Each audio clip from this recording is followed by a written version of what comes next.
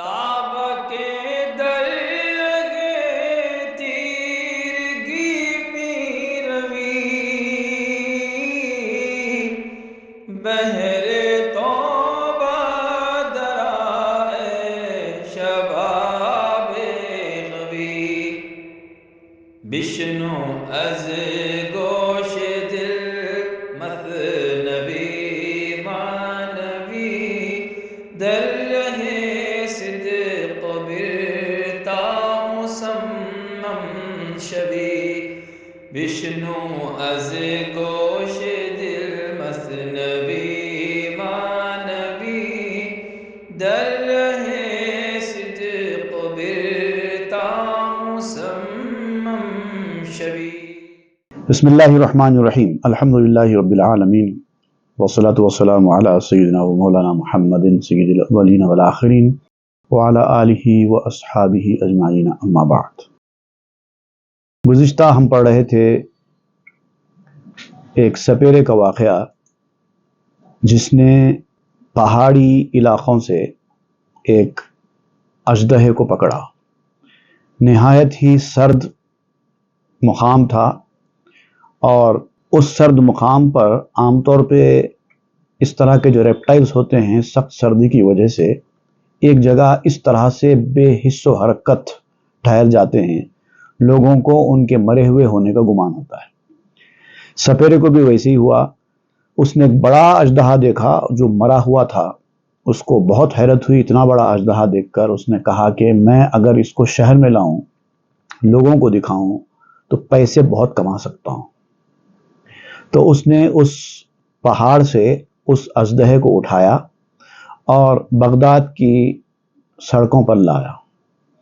چوراہے پر دجلہ ندی کے کنارے وہ اژدہے کو لوگوں کے ایگزیبیشن کے لیے پیش کیا. لوگ جوق در جوق دور دور سے آئے اس اژدہے کو دیکھنے کے لیے.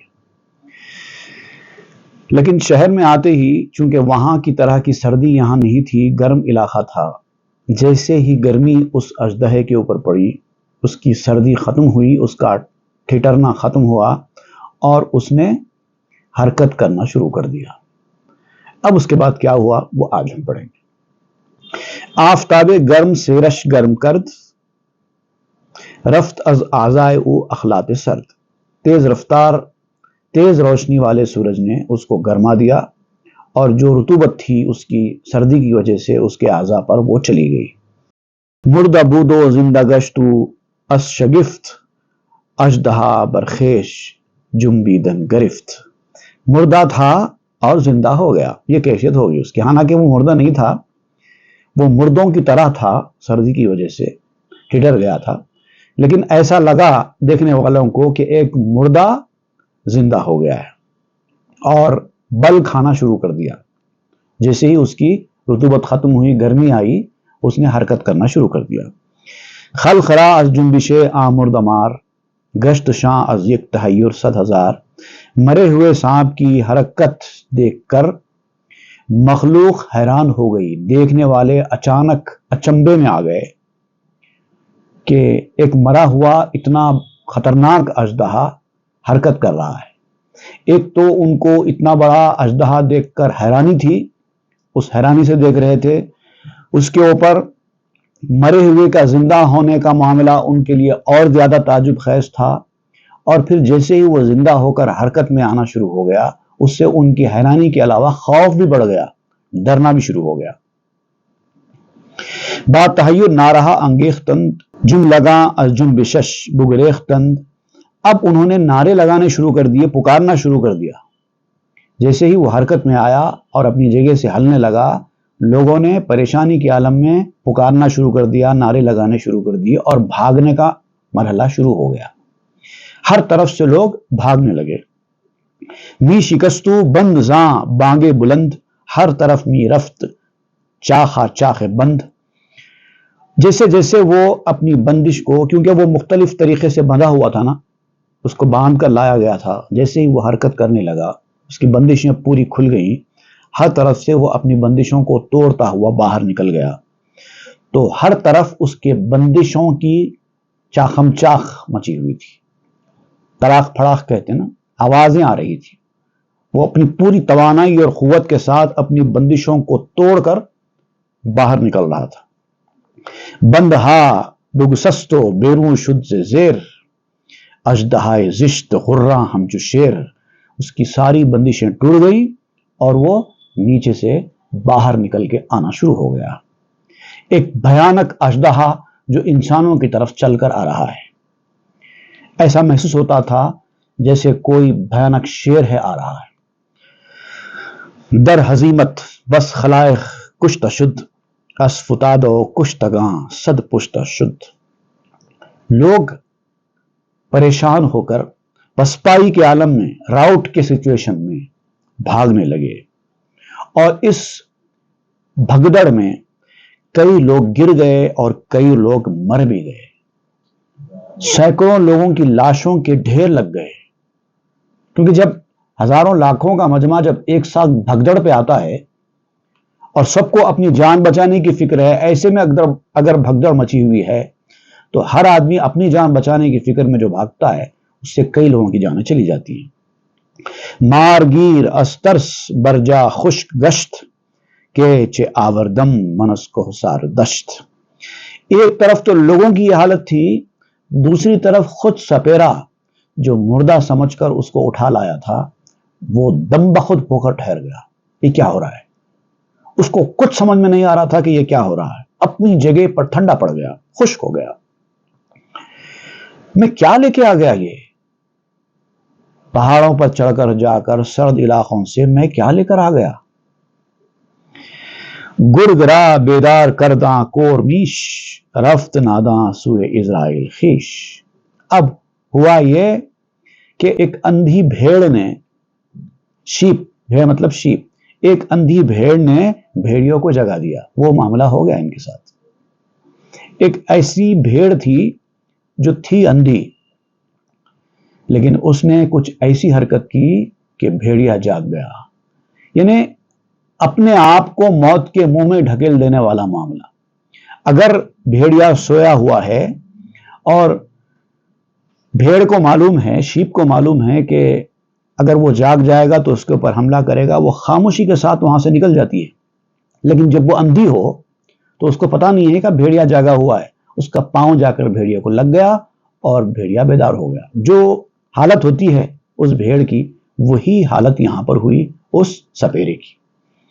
اپنے آپ کو اپنے ہاتھوں سے اسرائیل کی طرف لے کر چلا گیا، ملک الموت کے قبضے میں چلا گیا۔ آ بیل مجھے مار، وہ کہاوت صادق آ گئی۔ اژدہا یک لقمہ کرداں گیجرا، سہل باشد خون خری حجیجرا۔ بے وقوف تھا، اس نے اپنے آپ کو اپنے ہی ہاتھوں سے شکاری کے حوالے کر دیا، اپنے آپ کو لقمہ بنا لیا۔ بالکل آسانی کے ساتھ اس کے شکاری نے اس کو دبوچ لیا۔ اب اژدہے کے سب سے قریب کون تھا؟ وہی سپیرا تھا۔ سب سے پہلے اژدہا اگر کسی پہ حملہ کرے گا تو کس پر کرے گا؟ اسی سپیرے پر کرے گا، اور اژدہے نے سب سے پہلے سپیرے پر اپنا ڈنک مارا۔ یعنی ایسے ہو گیا جیسے حجاج، جس کے لیے انسانوں کا خون پینا آسان تھا، اس کے ہاتھوں اس کے چنگل میں پھنس گیا۔ حجاج جو ہے، یہاں پر حجیج استعمال ہوا ہے ضرورت شعری کے تحت قافیے کے لیے، وہ امالہ ہے حجاج کا۔ حجاج بن یوسف ثقفی ایک ظالم گورنر تھا جس نے ہزاروں لوگوں کو موت کے گھاٹ اتارا۔ اس کو آپ یہاں پر ایک ظالم خون پینے والے کے جگہ پر استعمال کر رہے ہیں۔ خیش را بر استنے پیچید و بست، استخان خوردرا در ہم شکست۔ اب اس اژدہے نے اپنے آپ کو ایک ستون پر لپیٹا اور باندھا۔ پہلے تو اس نے لوگوں کے خون کیے، کئی لوگوں کو مارنے پر مجبور کیا، کچھ تو بھگدڑ میں مارے گئے اور کچھ لوگ اس اژدہے کا شکار بن گئے، اور اس نے لوگوں کی ہڈیاں چاب لی۔ اب یہ عام طور پر یہ بڑے اژدہوں کا طریقہ کار یہ ہوتا ہے کہ جب بھی وہ ہڈیاں کھاتے ہیں تو ہڈیاں ان کے جسم کے اندر ایسے ہضم نہیں ہوتی، تو وہ لوگ کیا کرتے ہیں، اپنے آپ کو کسی جھاڑ یا کسی ستون پر لپیٹتے ہیں لپیٹ کر اس طرح سے دباتے ہیں، جیسے آپ نے دیکھا ہوگا سانپ بھی کسی چیز کو ایسا لپٹ جاتا ہے، ویسے ہی یہ لوگ کسی ستون کو جا کر لپٹ جاتے ہیں اور ٹائٹ دباتے ہیں. اس سے کیا ہوتا ہے، ان کے اندر کی جو ہڈیاں ہیں وہ گل جاتی ہیں. تو اب اس نے بھی لوگوں کی ہڈیاں کھائی اور کھانے کے بعد جا کر ایک ستون کو اپنے آپ کو لپیٹا اور کھائی ہوئی ہڈیوں کو ٹکڑے ٹکڑے کر دیا. شہر خالی گشت و اژدرہا براند، سوئے کوہ گردز بیاباں برفشاند. شہر خالی ہو گیا، ہزاروں کے لوگ مارے گئے اور اژدہا اپنا کام کر کے روانہ ہو گیا اس پہاڑ کی جانب، گرد اڑاتے ہوئے چلا گیا. فارسی میں یہ گرد اڑا کر بھاگ جانا، یہ تیزی کے ساتھ دوڑ جانے کے معنی میں استعمال میں ہوتا ہے. نفست اژدرہاست او کہ مرداست، از غم بے آلتی افسرداست. اب آپ جو اصل کیریکٹر بیان کر رہے ہیں اس کی طرف آتے ہوئے کہتے ہیں کہ اے انسان، تیرا نفس بھی ایسا ہی ایک اژدہا ہے. تم اس کو سمجھ رہے ہو کہ وہ مردہ ہے، وہ مردہ نہیں ہے، وہ زندہ ہے. اب یہ ہے کہ فرعون کا جو نفس تھا اس نے اپنی خباثتیں دکھائی، تمہارا نفس خباثتیں نہیں دکھا رہا ہے، خاموشی کے ساتھ تھٹر کر اندر چھپا ہوا ہے، اور تم یہ سمجھ رہے ہو کہ تمہارا نفس مردہ ہے. جیسے وہ اژدہا سردی کی وجہ سے ٹھٹرا ہوا تھا، تمہارا نفس بھی ایک سردی کی وجہ سے ٹھٹرا ہوا ہے اور تم سمجھ رہے ہو کہ وہ مردہ ہے. آپ کہتے ہیں وہ سردی کیا ہے؟ وہ ہے ذرائع کا نہ ہونا، لیک آف مینس. اللہ نے آپ کو ایک اژدہا دیا، نفس بنا کر آپ کے اندر چھوڑ دیا. اب اگر اس کو ذرائع ملیں گے، مینس ملیں گے، ریسورسز ملیں گے تو اپنے فن پھیلائے گا اور وہ کتنا زندہ ہے، کتنا طاقتور ہے آپ کو پتا چلے گا. اللہ تعالیٰ نے نفس کی خواہشوں کو پورا کرنے کے لیے آپ کو جو مینس چاہیے تھے وہ نہیں دیے ہیں، اسی لیے آپ کا نفس ٹھٹر کر ایک جگہ ہے. مگر یہ مت سمجھو کہ وہ مرا ہوا ہے. اگر تم اس کو کسی گرم مقام پر لاؤ گے تو پھر حرکت کرے گا اور آپ کو پتا چلے گا کہ وہ زندہ تھا یا نہیں تھا. گر بیابد آلت فرعون او کہ بے امر او ہمی رفتہ جو.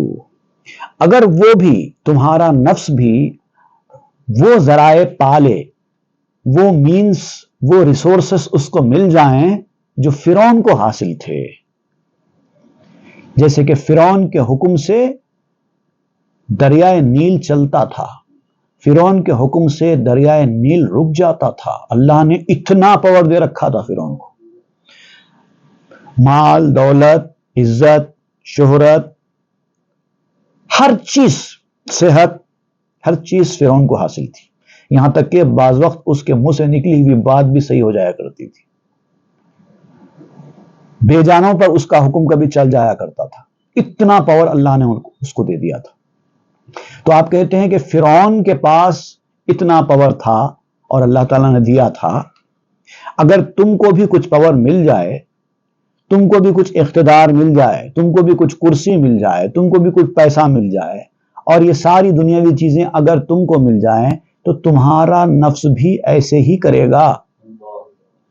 اللہ تعالیٰ نے ذرائع کو روک دیا ہے، لیک آف مینس والا تم کو بنایا ہے. اسی لیے تمہارا جو نفس ہے اژدہا وہ ٹھٹر کر ایک جگہ ہے. جس وقت اس کو یہ گرمی ملے گی، مال، دولت، عزت، شہرت کی گرمی جیسے ہی اس کو ملے گی وہ پتا چلے گا کیا کر سکتا ہے. آنگے وہ بنیاد فرعونی کنت، راہ صد موسیٰ و صد ہارون زنت. اگر یہ ذرائع اس کو مل جائیں، اگر تمہارے نفس کو بھی یہ ساری چیزیں مل جائیں تو پھر وہ بھی فرعونی بن جائے گا. اپنی جو بنیاد ہے فرعونی بنیاد وہ بنانا شروع کرے گا. اسی لیے آپ نے دیکھا ہوگا کہ طریقت میں اللہ والوں نے اپنے نفس کو مارنے کے لیے یہ طریقہ ایجاد کیا ہے، بلکہ یوں کہیے کہ یہ طریقہ تعلیم دیا ہے کہ اپنے آپ کو پیچھے کرو، دباؤ، مارو. اپنے آپ کو اہمیت والا بنا کر مت پیش کرو۔ اولیاء اللہ کی کتابوں میں، ان کی سیرتوں میں آپ دیکھیے یہی ملتا ہے کہ وہ اپنے آپ کو چھپایا کرتے تھے، اپنے آپ کو ہائی لائٹ کرنے کی کوشش نہیں کرتے تھے، اپنے آپ کو عام آدمی سے زیادہ ظاہر ہونے نہیں دیتے تھے، کہیں ایسا نہ ہو کہ وہ ذرائع مل جائیں جو فرعون کو حاصل تھے، اور پھر وہ نفس جو ٹھٹرا ہوا ہے سردی کی وجہ سے، وہ گرمی ملتے ہی پھر حرکت میں نہ آ جائے۔ راہ صد موسیٰ و صد ہارون زند، جب ایسا ہو جائے گا، نفس کو یہ گرمی مل جائے گی دنیا کی چیزوں کی، تو پھر وہ 100 موسیٰ کو اور 100 ہارونوں کو مار ڈالے گا، ان کے خلاف چلا جائے گا۔ آپ دیکھیے دنیا میں بھی ایسے ہوتا ہے، جن کے پاس مال دولت عزت شہرت گاڑی بنگلہ یہ ساری نعمتیں ان کو مل جاتی ہیں، تو وہ لوگ اللہ کے نیک بندوں پر تانا زنی کرنے لگتے ہیں، ان کے خلاف بولنے لگتے ہیں، ان کے خلاف جانے لگتے ہیں، ان سے دشمنیاں کرتے ہیں۔ اور جن کو یہ سب میسر نہیں ہے، وہ اپنی جگہ خاموش رہتے ہیں، کیونکہ ان کا نفس ٹھٹرا ہوا ہے۔ کرمکستاں اژدہا از دست فخر، پس شے گردد زے جاہو مال سقر۔ وہ جو اژدہا ہے تمہارا، وہ افلاس، مفلسی، غریبی، فقر و فاقہ کشی، جو پاورلیس ہے تم، اس کی وجہ سے وہ ایک چھوٹا کیڑا بنا ہوا ہے، پڑا ہوا ہے، ایک چھوٹا سا کیڑا، حقیر کیڑا بن کر ایک جگہ ٹھہرا ہوا ہے۔ لیکن جب جاہ، مال، عزت، شہرت، مقام، گدی، دولت، عزت اور یہ ساری چیزیں جب مل جائیں گی، ملتے ہی وہ اپنا سر اٹھائے گا، ورنہ مچھر بن کر رہے گا، مگر زندہ تو رہے گا، مرے گا نہیں۔ اژدہارا دار در برف فراق، ہی مکش پورا بخورشید عراق۔ اب آپ کہتے ہیں اگر تم اس اژدہے کی نقصانات سے بچنا چاہتے ہو، اگر تم اس کے زہر سے محفوظ رہنا چاہتے ہو، تو اس کو محرومی کے برفدان میں رکھو، سردی میں رکھو۔ وہ کون سی سردی ہے؟ محرومی کی سردی۔ کچھ مت رکھو اپنے پاس، بالکل عام آدمی کی طرح، جس کے پاس کچھ نہیں ہے ویسے بن کر رہو۔ اگر تمہارے پاس کچھ ہے بھی، تب بھی ایسے بن کر رہو جیسے کہ نہ ہونے والا بن کر رہتا ہے۔ کچھ نہیں ہے تمہارے پاس، تم بالکل عام انسانوں کی طرح کے ایک معمولی انسان ہو، کچھ نہیں ہے۔ یہ ہے محرومی کا برفدان۔ ہی مکش اورا بخورشید عراق، خبردار اس کو عراق کے سورج میں مت لے جاؤ، وہاں گرمی زیادہ ہوتی ہے۔ اب دیکھیں یہاں پر عراق کے سورج سے ایک تو آپ یہ مراد لے رہے ہیں کہ وہاں وہ گرم علاقہ ہے، اس کی گرمی میں لے جائیں گے تو اس کی سردی چلی جائے گی۔ دوسری، عراق کی گرمی دو معنوں میں آپ نے استعمال کی ہے۔ ایک تو عراق کی گرمی سے مراد شہر ہے نا، بغداد میں شہر، مال دولت وغیرہ سب کچھ تھی، تو جب یہ چیزیں مل جائیں گی تو اس کو گرمی مل جائے گی۔ یا پھر عراق علم و حکمت کا ایک شہر تھا، تو ایک دور میں لوگ دور دور سے جا کر عراق میں علم حاصل کرتے تھے، بغداد تو گہوارہ تھا علم کا۔ تو آپ کہتے ہیں کہ اگر علم بھی تم کو حاصل ہو جائے گا اور علم کا بھی گھمنڈ پیدا ہو جائے گا، تب بھی وہ گرمی مل جائے گی اس کو۔ تو کوئی بھی چیز اس کو گرم کرنے والی، کوئی بھی ذرائع اسباب حاصل ہونے مت دو۔ جیسے ہی وہ ذرائع اور اسباب کی گرمی اس کو ملے گی، اس کی سردی ختم ہو جائے گی، اس کا ٹھٹرا ہوا پن ختم ہو جائے گا، اور وہ اپنا اثر دکھائے گا۔ تا فسردہ می بود آ اژدہات، لقمہ اوئی چو او یابد نجات۔ تاکہ تیرا جو اژدہا ہے وہ ہمیشہ اسی طرح ٹھٹرا ہوا ہی رہے۔ اگر زہریلا اژدہا بھی سخت سردی کی وجہ سے ٹھٹرا ہوا ایک جگہ رہے گا، کسی کو نقصان نہیں پہنچا سکے گا، بھلے ہی وہ زندہ ہو، لیکن اگر ٹھٹرا ہوا ہے تو نقصان نہیں پہنچا سکے گا۔ لیکن اگر وہ اس سردی سے نجات پا جائے گا تو پھر یاد رکھ، تو اسی کا لقمہ بن جائے گا۔ مات کن اورا و ایمن شوز مات، رحم کم کن نیست او زہل سلات۔ اس کو ہرا دو، تمہارا کام یہ ہے کہ اس کو ہرا دو۔ اور اس کے بعد ہی تم ہارنے سے مطمئن ہو سکو گے۔ جب تک وہ ہارے گا نہیں تم کو اپنی ہار کا خطرہ برابر لگا رہے گا۔ کوئی بھی آدمی جب کھیل کھیلتا ہے تو ہارنے سے کب بچتا ہے؟ جب اپوننٹ کو ہرا دے۔ ہارنے سے اگر بچنا چاہتے ہو دو آدمی کے کھیل میں تو اپوننٹ کو ہرانا ہوگا، یہی طریقہ ہے نا ہر جگہ۔ تو آپ یہی کہتے ہیں کہ تم ہرا دو اور اپنے ہارنے سے مطمئن ہو جاؤ، اور یہی طریقہ ہے۔ نفس کے ہاتھوں ہار سے بچنا ہے تو نفس کو ہرانا ہے، اور ہرانا مار ڈالنے کو نہیں کہتے، وہ مرتا نہیں ہے۔ جب تک تم زندہ ہے نفس بھی زندہ رہے گا، مار نہیں سکتے۔ مرے گا تبھی جب تم مریں گے۔ اب یا تو مکمل طور پر اس کو اپنے قابو میں کر لو یا پھر اس کو سردی میں ٹھٹر کر ایک جگہ بیٹھنے دو۔ رحم کم کن نیست او زہل صلات، یاد رکھو رحم کرنا اچھی بات ہے لیکن نفس کے اوپر رحم نہیں کرنا چاہیے۔ رحم کم کن، زیادہ رحم کرنے کی کوشش مت کرو۔ رحم مت کرو نہیں کہہ رہے، رحم کم کرو۔ مطلب کیا مت؟ جب تک آپ زندہ ہیں آپ کا نفس کو بھی زندہ رہنا ہے نا، تو کچھ کھلانا پلانا چھوٹی چھوٹی چیزیں آپ کو جو ضروریات کی ہیں وہ تو کرنی پڑے گی نا، اتنا کرنا پڑے گا۔ بس جتنا ضروری ہے آپ کے جینے کے لیے اتنا ہی اس کے اوپر رحم کرو، اسے اتنا ہی چارہ دو کہ جتنی اس کو حاجت ہے، اسے سرکش نہ ہونے دو کہ یہ عین ہلاکت ہے۔ تو کم کرو، ہر خواہش پوری مت کرو، ہر چیز جو وہ چاہتا ہے اس کو مت دو۔ نیست او زہل صلات، وہ اچھے سلوک کے قابل ہے ہی نہیں، قابل رحم ہے ہی نہیں۔ کاں تفے خورشید شہوت سرزنت، آں خفاش مردہ ریگت پرزنت۔ شہوات کی گرمی،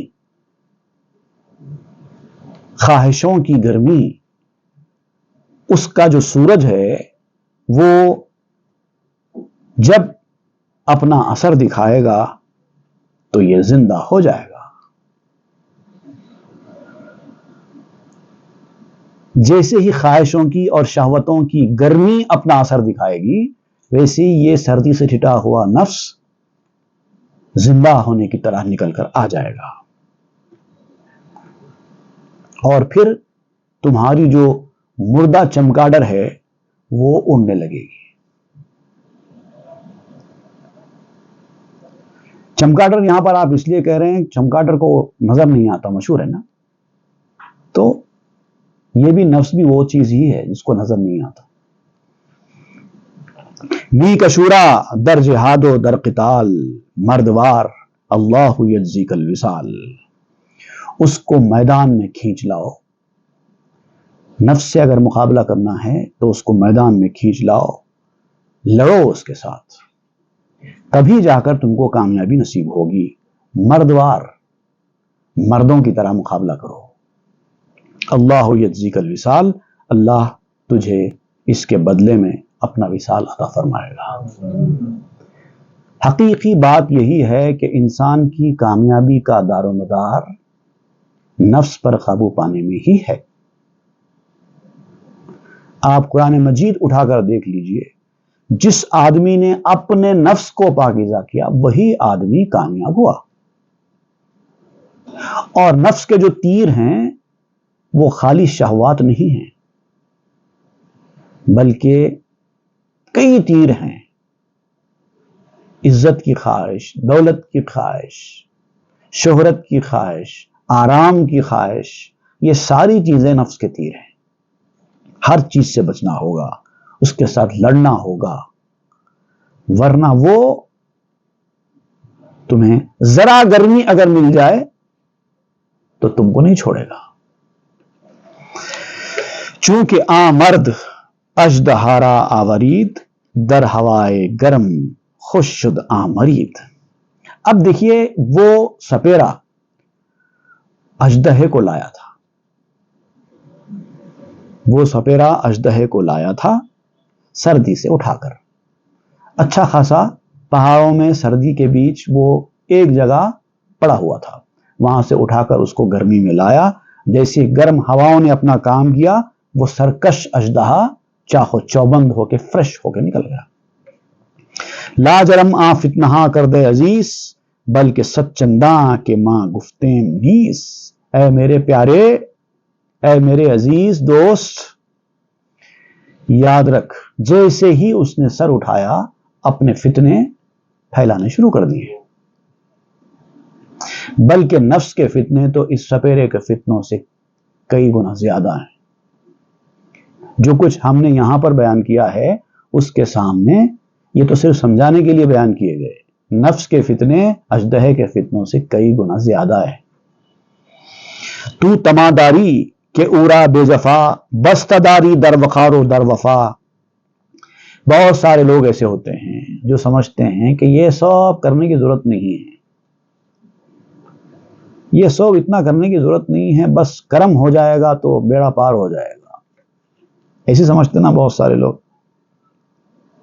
تو آپ بھی کہتے ہیں کیا تو یہ سمجھتا ہے، یہ امید رکھتا ہے کہ نفس کے اوپر بغیر سختی کیے، نفس کی بغیر تربیت کیے تو اس کو وقار اور وفا کے میدان میں لے کے آ جائے گا، اس کو اپنا وقار، دبدبہ اور وفاداری یہ سب سکھا لے گا، تیری حکم کی تعمیل کرنے والا بن جائے گا؟ اگر تو یہ سمجھتا ہے ہر خسیرائی تمنا کہ رسد، موسیے بایت کے اژدرہا کشد۔ آپ کہتے ہیں کہ اس طرح سے سوچنے والے چھوٹے ذہن کے لوگ ہوتے ہیں، کمینے ہوتے ہیں، اور ہر کمینے کی یہ تمنا پوری نہیں ہوتی۔ اژدہے کو مارنے کے لیے موسیٰ چاہیے، اژدہے کو نگلنے کے لیے، اس کے فتنے سے بچنے کے لیے وہ طاقت والا چاہیے موسیٰ کی طرح۔ تو جب وہ عصا مارے گا تو پھر سانپ مر جائیں گے۔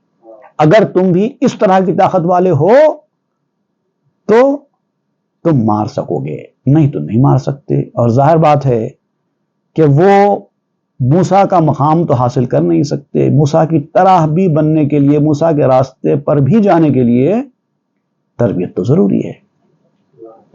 صد ہزاراں خلق جشدر ہائے او، در ہزیمت کشتہ شد از رائے او۔ لاکھوں لوگ اسی اژدہے کی وجہ سے، اپنے اس نفس کی وجہ سے ہی پسپائی میں چلے گئے،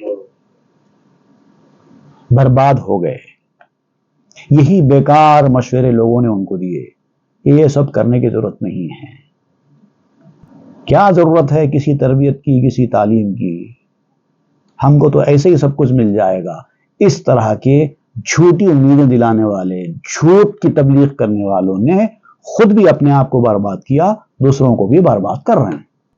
اس سپیرے کی طرح جس نے نہ صرف یہ کہ خود جان کا کھیل کھیلا بلکہ ہزاروں لاکھوں لوگوں کی موت کا سبب بنا۔ وستما ہم کیشتن را باد داد، اپنے آپ کو بھی اپنے لالچ کی وجہ سے برباد کیا، کیونکہ اس کو لالچ ہو گیا تھا نا، اتنا بڑا اژدہا ہے، میں شہر لاؤں گا تو میں کمائی ہوگی میری، لوگوں کو دکھاؤں گا تماشا تو پیسے ملیں گے، تو لالچ تھا اس کا، اور اس نے لوگوں کو برباد کر دیا۔ آج بھی آپ دیکھیں گے بہت سارے لوگ دنیا میں ایسے ہیں جو اس سپیرے کی صفت کے ہیں، اپنے فائدے کے لیے، اپنے لالچ کے لیے، اپنی دکان چلانے کے لیے لوگوں کو ایسے تماشے دکھا رہے ہیں، اور لوگ تماشا دیکھنے کے لیے آ رہے ہیں، خود بھی برباد ہوں گے، دوسروں کو بھی برباد کریں گے۔ گفتہ شد واللہ اعلم بالصدات، جو کہنا تھا میں نے کہہ دیا، اب آگے اللہ تعالیٰ ہی راست روی کو خوب جانتا ہے، ہدایت کے راستے کو خوب جانتا ہے۔ اب تم کو جتنا بتانا تھا میں نے بتا دیا، اگر تمہاری قسمت میں ہدایت کا راستہ لکھا ہے تو تم پر اثر ہوگا، نہیں ہے تو تم اس کا بھی مذاق اڑاؤ گے، اڑاؤ، کیا فرق پڑتا ہے۔ موسیٰ علیہ السلام نے فرعون کے جادوگروں کے مقابلے میں جب اپنا عصا مارا اور وہ ایک اژدہا بن کر جادوگروں کے سانپوں کو نگل لیا، تو اس کی وجہ سے کیا ہوا کہ لوگ اس وقت بھی دوڑ کر ہیبت کے مارے بھاگنے لگے موسیٰ علیہ السلام کے اژدہے کو دیکھ کر۔ تو اس وقت فرعون نے جب یہ منظر دیکھا اور دیکھا کہ وہ جادوگر جو موسیٰ کے مقابلے میں آئے تھے وہ تو موسیٰ کی تابعداری میں آ گئے، وہ تو موسیٰ کے دین کو ماننے والے بن گئے، پریشان ہو گیا فرعون۔ تو اس نے موسیٰ علیہ السلام کو دھمکی دی تھی، اب اس کا ذکر کر رہے ہیں۔ گفت فرعون شراتو اے کلیم، خلخرا کشتی و افگندی زبیم۔ فرعون نے موسیٰ علیہ السلام سے کہا کہ اے موسیٰ، اے کلیم، تو نے لوگوں کو ڈر سے مار ڈالا ہے اور گرا دیا ہے۔ یہ جو بھگدڑ مچی ہے تیرے اژدہے کو دیکھ کر، اس کی وجہ سے جو لوگ مارے گئے ہیں پریشانی کے عالم میں، اس کا ذمہ دار تو ہے۔ کس نے کہا یہ؟ فرعون نے موسیٰ علیہ السلام سے کہا۔ در تردد استو افتادند خلق، در حزیمت کشتہ شد مردم سے زلخ۔ تیری ہی وجہ سے لوگ تردد میں مبتلا ہوئے، شک و شبے میں مبتلا ہوئے۔ پہلے اب تک مجھے خدا مانتے تھے، میری خدائی پر ایمان رکھتے تھے، لیکن تو نے ایسا کچھ دکھایا کہ لوگوں کے اس ایمان میں شک پڑ گیا۔ اب لوگ میری طرف وہ عزت و احترام سے نہیں دیکھتے ہیں جو پہلے دیکھا کرتے تھے۔ یہ جو لوگ اپنی راہ بدل چکے، یہ جو پھسل چکے، اس کی وجہ تم ہے۔ تمہارے ہی وجہ سے لوگ بھٹکے ہیں اور تمہارے کی وجہ سے لوگ مارے گئے ہیں۔ لاجرم ہر کس ترا دشمن گرفت، کینے تو در سینہ مرد و زن گرفت۔ اب ہوگا کیا؟ ہر ایک کو تجھ سے دشمنی ہو جائے گی، کیونکہ تیری وجہ سے اتنا نقصان ہوا نا، تو لہٰذا اب ہر کوئی تجھ سے دشمنی کرے گا۔ مردوں اور عورتوں سب کے دل میں تیرے لیے دشمنی پیدا ہو جائے گی، کینہ پیدا ہو جائے گا۔ خلخرا می خاندی برعکس شد، اس خلافت مرد مارا نیست بد۔ تم لوگوں کو بلاتے تھے، تم نے لوگوں کو بلایا تھا اپنا معجزہ دکھانے کے لیے، لوگوں کو اپنی طرف متاثر کرنا چاہتے تھے، لیکن اب دیکھو معاملہ اس کے برعکس ہو جائے گا، اپوزٹ ہو جائے گا۔ اب لوگوں کے لیے کوئی راستہ نہیں بچا ہے کہ وہ تمہارے خلاف جائے، اب کوئی تمہاری بات قبول نہیں کرے گا۔ من ہمس شرت اگر پس می خزم، در مکافات تو دیگے می پزم۔ موجودہ حالت یہ ہے کہ میرے جو جادوگر تھے جن کو میں تیرے مقابل لایا تھا، اب وہ تو تیرے ہاتھ پر ایمان لا چکے، میرا ساتھ چھوڑ چکے۔ اب میرے پاس مقابلہ کرنے کے لیے بظاہر کچھ بچا نہیں ہے نا، لیکن یہ مت سوچ کہ میں ہمت ہار چکا ہوں یا میں بھی تجھے بڑا مان چکا ہوں۔ میں پیچھے ہٹنے والا نہیں ہوں۔ فی الحال صورتحال مجھے پیچھے ہٹنے پر ٹیمپرری مجبور کر رہی ہے۔ یہ مت سمجھو کہ میں پیچھے ہٹ گیا ہوں، میں اب تیاری کروں گا، اب تجھ سے بدلہ لینے کے لیے اپنی دیگ پکاؤں گا۔ دل ازی برکن کہ بے فریبی مرا، یا بجزفے پس روئے گردت ترا۔ یہ بات دل سے نکال دو کہ تم مجھے دھوکہ دے سکتے ہو۔ کچھ وقت کے لیے میں پیچھے ہٹ رہا ہوں، لیکن سائے کی طرح پیچھا کروں گا، اور اس وقت تک چین سے نہیں بیٹھوں گا جب تک کہ تمہارا کوئی بھی ماننے والا دنیا میں بچ جائے۔ تو بداں کرا مشو کی ساختی، در دل خلقاں ہراس انداختی۔ جو کچھ معجزہ تو نے دکھایا ہے اس پر گھمنڈ مت کر اے موسیٰ۔ تو نے معجزہ نہیں دکھایا بلکہ لوگوں کے دلوں میں خوف پیدا کر دیا ہے۔ اب دیکھنا، تم جس کو معجزہ سمجھ رہے ہو، اس معجزے کو دیکھ کر لوگوں کے دل میں جو خوف پیدا ہو جائے گا اس کا کیا اثر ہوگا۔ سچنی آری و ہم رسوا شوی، خار گردی زحکے غوغا شوی۔ ایسے 100 معجزے بھی اگر اے موسیٰ تو لائے گا تو پھر بھی تو ہی رسوا ہوگا، تو ہی ایکسپوز ہوگا،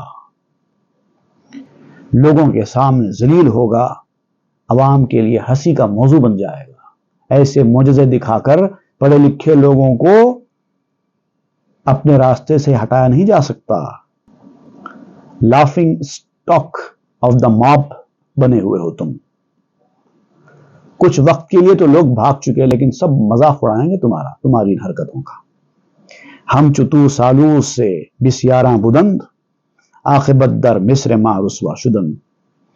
تمہارے جیسے بہت سے مکار آئے میری سلطنت میں، کئی سالوں سے قائم ہے میری سلطنت، ایسے کئی آئے گئے، کیونکہ وہ سمجھتا تھا کہ وہ مرنے والا نہیں ہے نا، اس کے سامنے لوگ مرتے جا رہے ہیں، اس کو کچھ نہیں ہو رہا ہے. تو اس کو جو گرمی تھی ریسورسز کی بہت شدت کی تھی، وہ سمجھتا تھا کہ وہ مرے گا ہی نہیں، کیونکہ اس کے سامنے کئی کئی جنریشنز مرتے جا رہے ہیں، وہ زندہ کا زندہ ہے. تو وہ یہ سمجھتا تھا کہ موسیٰ بھی ایسی ایک دن مر جائیں گے. تو وہ حساب سے کہتا تھا کہ تمہارے جیسے بہت آئے گئے، میرے پاس کچھ ہونے والا نہیں ہے. میں نے اپنی آنکھوں کے سامنے سارے لوگوں کو مصر کے بازار میں رسوا ہوتے ہوئے دیکھا ہے. یہ سب وقتی ہے تم لوگوں کی چالیں، رسوا ہو جاؤ گے تم بھی ایک دن. اس پر موسیٰ علیہ السلام نے جواب شروع کیا، گفت با امر حکم اشراک نیست، گر بریزت خونم امرش باک نیست. تو موسیٰ علیہ السلام نے فرمایا، اے فرعون، یہ سارے فیصلے اللہ تعالیٰ کے ہیں، اس میں میری کوئی شراکت نہیں ہے، میری مرضی کا کوئی عمل دخل نہیں ہے، سب اللہ کی طرف سے ہو رہا ہے. اور اگر اللہ کا فیصلہ ایسا ہی ہے مجھے رسوا کرنے کا، یا مجھے سرے بازار نیلام کرنے کا، بے عزت کرنے کا، یا میرا خون بہانا اللہ تعالیٰ چاہتا ہے، تو مجھے تو کوئی پرواہ نہیں، مذائقہ نہیں، مجھے کوئی فکر نہیں، اس کی مرضی جو چاہے کرنے. راضیم من شاکرم من، اے حریف این طرف رسوا و پیش حق شریف.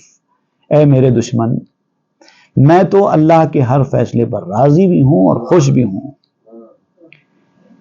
جو کرنا ہے اس کو کرنے دو، کوئی مسئلہ نہیں. لیکن ایک بات یاد بھی رکھو کہ اللہ تعالیٰ کے سامنے مطلوب اور اس کا پسندیدہ بھی میں ہی ہوں، تو نہیں ہے. میرا جو مقصد ہے وہ اللہ کا محبوب بندہ بننا ہے، وہ میں حاصل کر چکا ہوں. دنیا میں بھلے میرے پاس کچھ نہیں ہوگا، تیرے پاس سب کچھ ہوگا، یہ تو میرا مقصد، میرا گول ہے ہی نہیں نا. السخنمی گویمی ورنہ خدا، اسیہ رویاں کنت فردا ترا. اب یہ بھی جو میں نے بات کہی ہے کہ اللہ کی مرضی، اللہ تعالیٰ مجھے رسوا کرتا ہے کرنے دو، ہلاک کرتا ہے کرنے دو، خون بہاتا ہے بہانے دو، یہ بھی جو میں نے تجھ سے یہ بات کہی ہے، یہ بات تو اپنے ایمان کو ظاہر کرنے کے لیے کی ہے، ورنہ اللہ تعالیٰ مجھے روسیاہ کرنے والا نہیں ہے، تجھے روسیاہ کرنے والا ہے، تجھے برباد کرنے والا ہے. عزت آنے روس تو آنے بندگانش، زیادہ مو ابلیس برمی خانشانش. اصل میں جو عزت ہے، جس کو تو عزت سمجھتا ہے، لوگ عزت کے پیچھے مارے جا رہے ہیں نا، عزت عزت عزت، میرا یہ مقام ہے، میرا یہ مقام ہے، سب عزت بنانے کی فکر میں لگے ہوئے ہیں. اب موسیٰ علیہ السلام کہتے ہیں عزت تو ہے ہی اللہ تعالیٰ کی،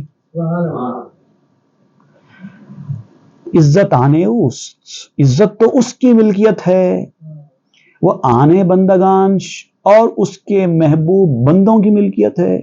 عزت جس کو کہتے ہیں وہ اللہ کی ہے اور اللہ والوں کی ہے. قرآن مجید میں بھی سورہ المنافقون میں آیت نمبر 8 میں اللہ تعالیٰ نے منافقوں کے حوالے سے یہ بات کہی ہے.